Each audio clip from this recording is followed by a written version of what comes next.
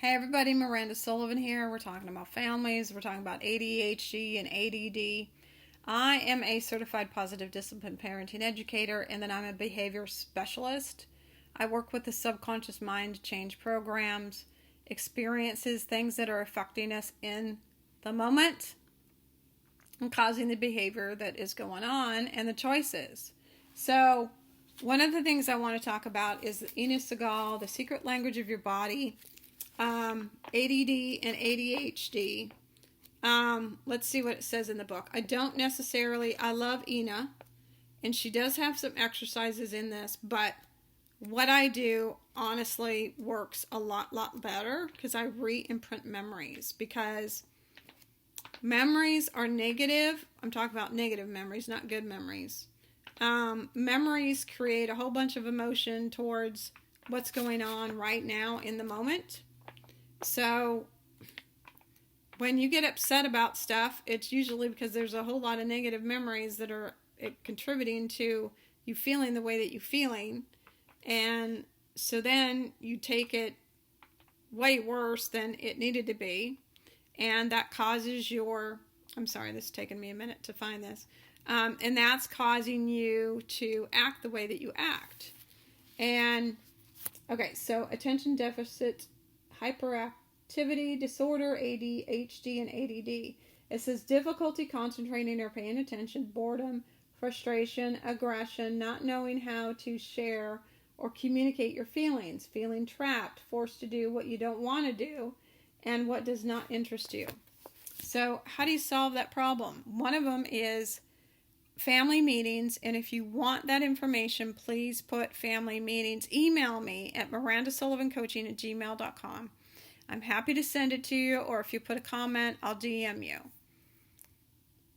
Going and sitting down and talking to your child. Bring up a scenario if you need to and say, hey, what's going on? How did that make you feel? How do you feel about that? What could we change? What could we do different, better? Because if a child is allowed to express their feelings, and especially if they're boys, because that's why they do other weird things, because they don't know how to express their feelings.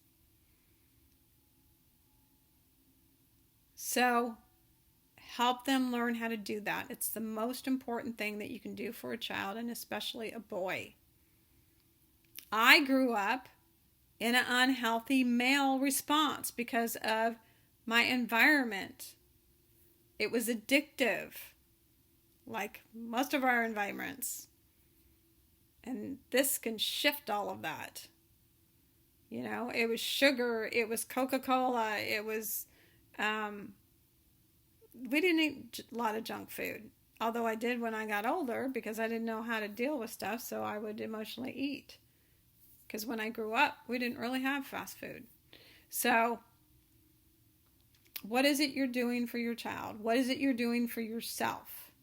Okay? So, the thing about re-imprinting the negative memories, which is so helpful.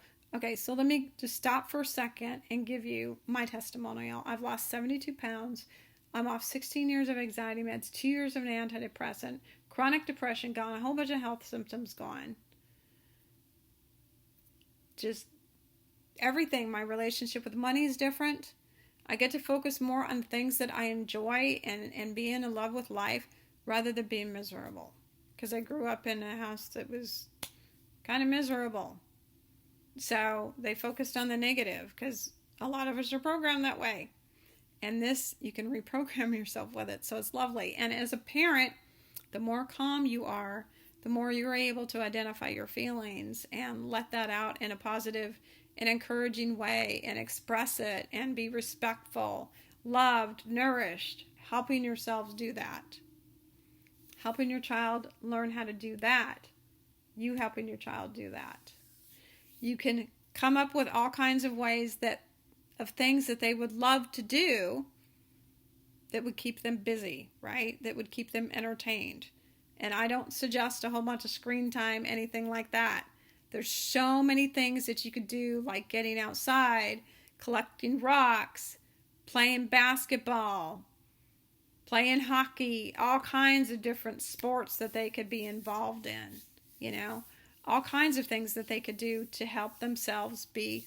And with social media the way we have it today, there's so much on there from little ones all the way up of things that they could do, things that you could make at home. I was watching one video the other day where they made this little track and they were playing with these cars. So different alternatives to being on the screen, and you include your children on those decisions and the reason why you make those decisions of how much screen time they're going to have each week. And be kind and firm and loving. I love you, and what else can we do that's not on a screen, right?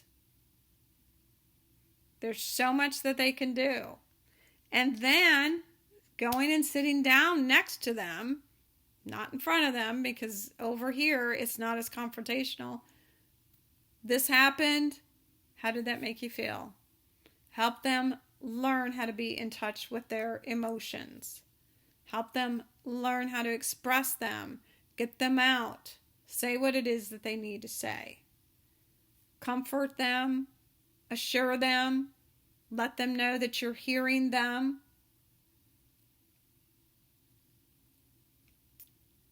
Children that can't express their feelings, boys or girls, end up doing things like overworking, sexting, too much sex, women shopping, boys shopping, gambling, drugs, all of it. It's all because they grew up in that familiarity of not knowing how to express their feelings, not know how to identify them, and to be able to let them out and do it in a calm and even if they need to do it in a not so calm way, but they're not directing it at somebody, they could direct it at a pillow, right? They're getting it out. They're expressing themselves. They're being heard, right? And then what kind of a solution? Help them be part of the solution, not the problem.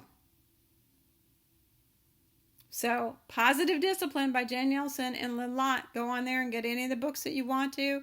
You could go there and get the family meeting if you want to. Discipline means to teach. It's about teaching your children. Yes, you got to be kind, you got to be firm, you got to be loving. Because when there's boundaries, there's boundaries. When that's done, we're going to do this. When that's done, we can do this. You know, you're training your children to do what it is that they need to do in life. And you can do that lovingly and caringly, and even ask them, what is it that we need to do? What is it that needs to get done before we take off and go to school? What is it that needs to be done? Do we need to put down a checklist to get everything done? To make sure that we're not missing anything. You can do that when they're little. What is it needs to be done before we go to bed? And they could have a bear putting their pajamas on or brushing their teeth or whatever, and do that in the morning so they can check it out. What is it needs to be done? So they're thinking about it themselves. They're starting to run their own world, right? So if you got any questions, just reach out. Respectful Parenting Solutions is my group. I love helping parents reprogram themselves so they can be calm, they can be persistent, consistent, they can be loving, they can be caring, but they can be firm. And they can be fun. Because having fun is one of the most important things about life. So love y'all. Share this if you think it's going to help somebody. Bye-bye.